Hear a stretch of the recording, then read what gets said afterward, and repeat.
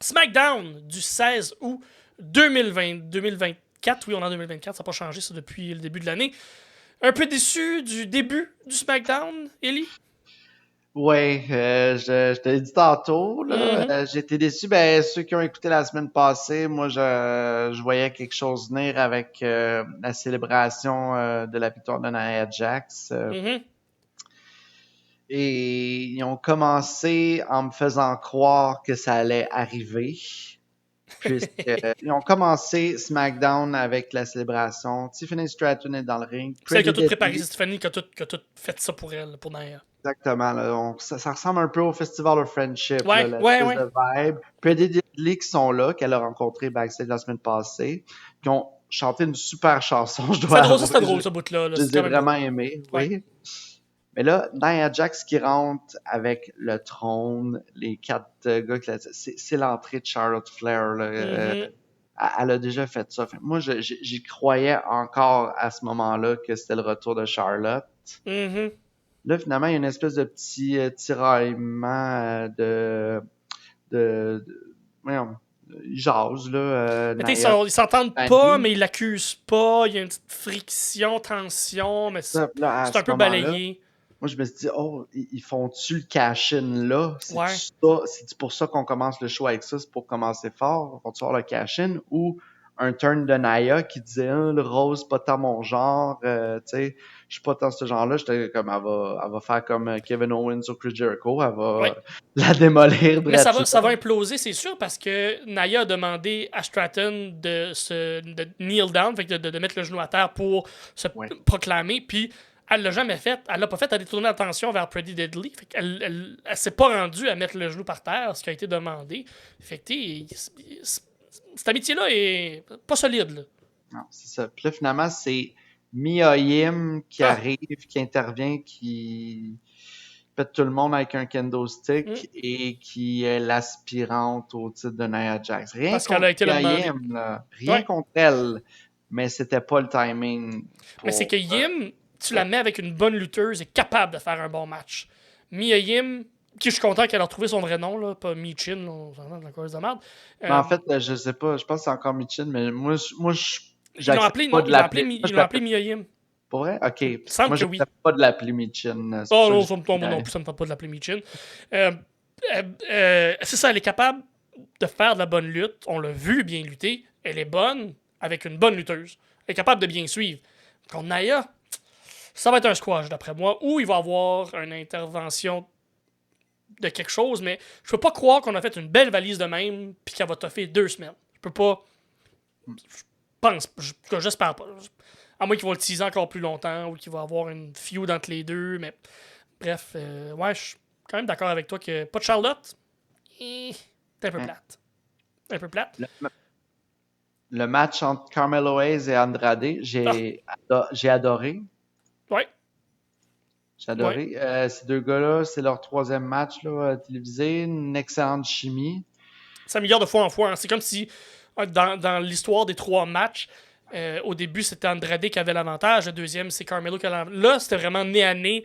Les deux, on s'est étudié. Les deux, on se comprend un peu mieux. Fait que j'ai vraiment aimé le build-up de tout ça. Ouais, puis un build-up. L'aftermatch est très intéressant avec Carmelo Hayes qui se vante d'avoir gagné. Puis là, finalement, les deux se mettent à fighter. La foule qui chante Let Them Fight. Là, j'ai fait comment est-ce qu'ils vont faire un 4 de 7, un best of 7, puis ils vont devenir une équipe ensuite, comme The Bar, chez Miss et Cesaro, c'est ça que t'es passé. Ça ressemble un peu, mais écoute, je pense que c'est 2 gars qui ont extrêmement de talent, puis il faut continuer à développer ça. Ouais, ça c'est une belle histoire où les deux vont sortir fort de cette histoire-là, ça n'a pas le choix. Là. J'ai bien aimé ça aussi. Et sinon, promo de Kevin Owens, suivi du match contre Grayson, suivi du sauvetage de Cody après le match.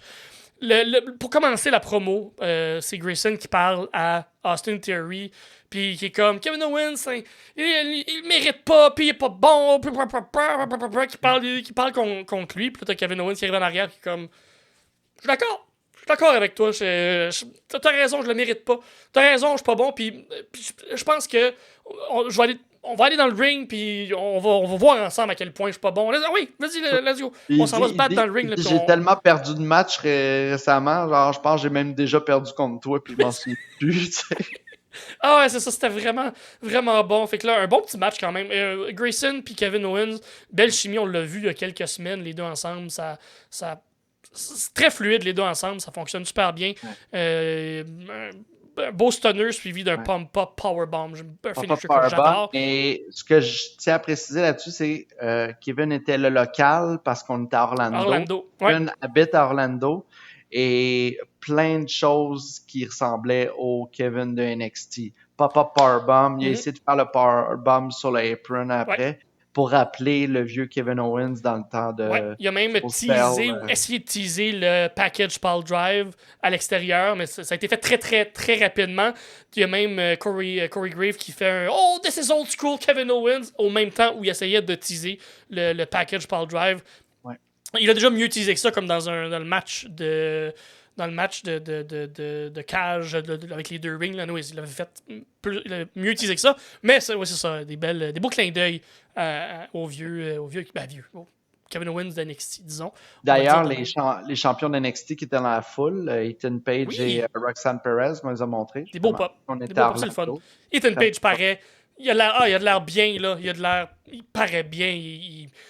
Il a l'air heureux d'être là. Je pense qu'il a fait le très bon choix. Ensuite, de mon côté, en fait, là, je sais pas si c'est ça aussi. Street Profits contre DIY. Long match. Gros match. gros match. Ouais. Ça a duré comme 16 minutes. 2 pauses. Super belle fin aussi. Très, très, très, très dynamique. Tu mets 4 gars ensemble, 4 bons lutteurs, c'est impossible que ce soit pas bon. Et moi, j'ai vraiment. C'est Exact. comme, je pense que s'il y a un match pour la lutte à aller voir à SmackDown, c'est vraiment celui-là. Pour la lutte, là, 100%. c'est super le fun. C'est Puis, le bon résultat en plus. ouais, Street Profits qui s'en va pour la belt contre les Bloodlines. Je suis très d'accord avec le résultat. ouais, DIY qui fait encore une fois le Shatter Machine toujours dans leur arsenal, qui est le move de The Revival, Rival, FTR, ouais. FDR, Mhm. Donc non, j'ai bien aimé. Ouais, Très, c'est un très genre bon de move de match. transition pour eux autres, là, mais ça marche. Là.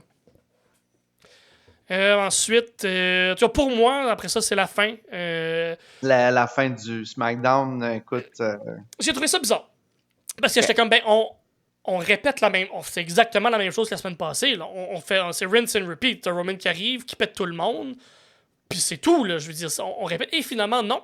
Ça a commencé de la même façon, puis j'étais comme, mais c'est un peu niaiseux parce que Fatou est blessé, que là, on a comme pas le choix d'étirer la sauce, puis là, on continue à bâtir un Roman fort. Mais non!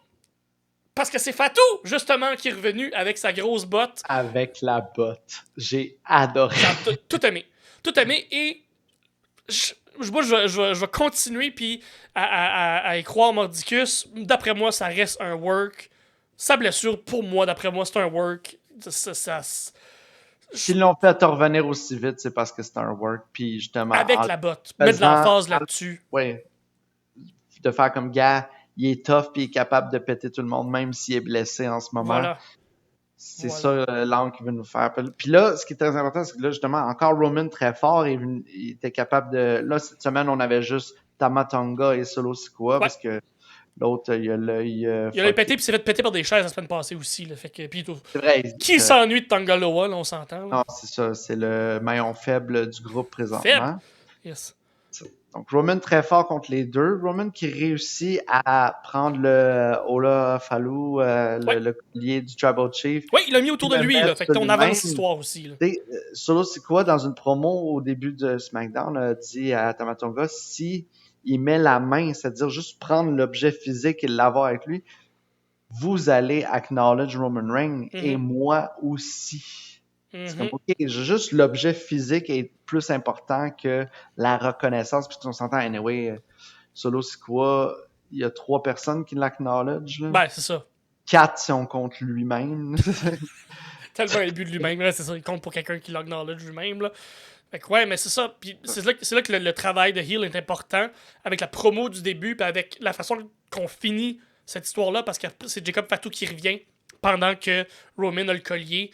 Roman le collier tombe par terre finalement, et Fatou qui déconcrisse complètement Roman Reigns, et c'est le New Bloodline ou le Bloodline 2.0, comme whatever, comment vous voulez le nommer, le Bloodline de Solo qui est dominant, qui est là en avant de Roman Reigns, qui est couché par terre.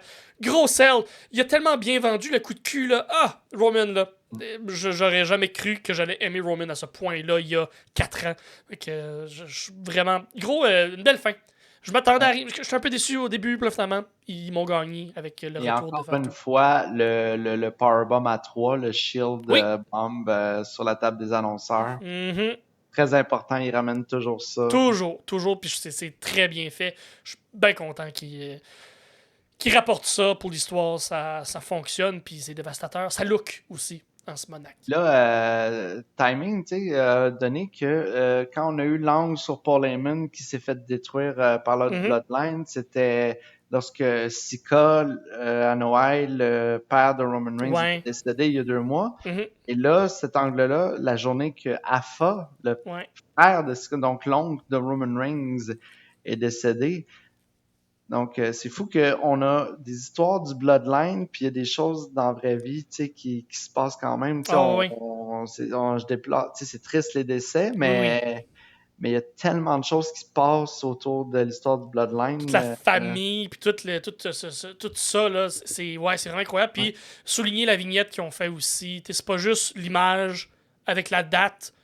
Là, il y a eu l'image, il y a eu Encore la une date. fois, ouais. Corey Grave qui a fait un bel genre de petite promo, comme bien. Puis il est suivi d'une petite vignette qui explique un peu toute la vie fait que du lutteur et de la personne qu'il était.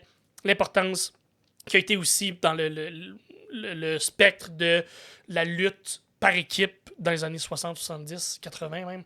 Fait que bravo pour ça, WWE qui rend honneur aux gens qui le méritent. Fait que bravo pour le SmackDown de cette semaine. Bon, encore une fois, SmackDown, c'est un 2 heures qui s'écoute super bien aussi. Up and Down, ce qui est moins intéressant, l'est un peu moins, mais ça reste que ça s'écoute quand même super bien. Ce qui est le fun avec la WWE, c'est que c'est des longues annonces, puis il y en a beaucoup. Fait que quand tu l'écoutes pas live, tu peux les avancer. Fait que c'est comme 45 minutes, ça s'écoute super bien. Non, peut-être une heure et demie de vraie lutte. Là. Bon, à peu près.